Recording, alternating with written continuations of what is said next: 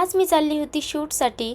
कुठे चालली होती, कसलं शूट होतं हे तुम्हाला सगळं मी पुढे ब्लॉगमध्ये सांगणारच आहे, पण त्यासाठी तुम्ही हा ब्लॉग पूर्ण बघा। तर मी आणि कुणाल निघाले होते शूटसाठी फुरसुंगीला, आपल्या श्रीकृष्ण फॅशन होलसेल साडी डेपोमध्ये। तर इकडे मला साड्यांचं शूट करायचं असतं आणि मी एक 8-10 दिवसानंतर जात असते। माझं जसा व्हिडिओ संपत येतील तसं मी व्हिडिओ शूटसाठी जात असते। आणि ही मी साडी वेअर करून गेले होते, मस्त अशी मरून कलरची साडी होती। आणि त्यानंतर मला शूटसाठी पहिलीच वाईन कलरची साडी आली होती, खूप सुंदर होती। म्हणजे कलर माझ्यावर असतो की कुठला वेअर करायचा आहे।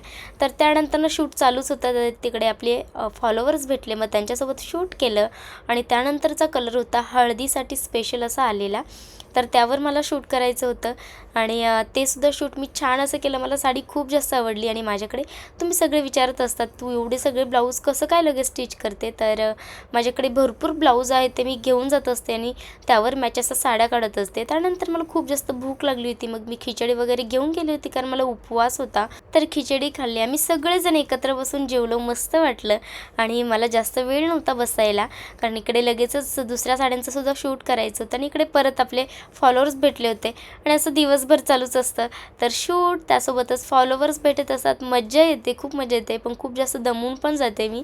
आणि मला ना आता माझ्या घरात लग्न आहे माझ्या दादाचं, तर त्याच्यासाठी लेहंगा घ्यायचा होता, म्हणून मी पूर्ण 8-9 तासाचं शूट झाल्यानंतर मी माझ्यासाठी लेहंगा बघत होते। आणि त्यात मी खूप जास्त कन्फ्यूज झाली होती, कारण मला जास्त ओव्हर पण नको होता, मरून कलर वगैरे ते तर नको होते, वेल्वेटमध्ये नको होता, आणि सिंपल सोबर पाहिजे होता।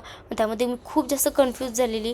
एकतर लग्न कोणाचं असू दे, टेन्शन मलाच येतं कपड्यांचं, आणि इकडे ना मला माझंच हसायला येत होतं, कारण मी साडीवर लेहंगा ट्राय करत होती आणि मी कामवाली दिसत होती, म्हणून मी खूप जास्त हसत होती। त्यानंतर मग ते सगळं ठेवून दिलं आणि इकडे आम्हाला एक रील शूट करायचं होतं सगळ्यांना, म्हणून मग ते रील शूट केलं आणि खरंच खूप मजा आली। हे सगळे माझ्या दादांसोबत मग शूट केलं आणि नंतर मी निघाली 9 वाजता घरी यायला। आज खूप जास्त उशीर झाला होता, कंटाळा पण आला होता, खूप जास्त दमली होती, कारण घरी जाऊन स्वयंपाक वगैरे करून मग जेवायचं होतं।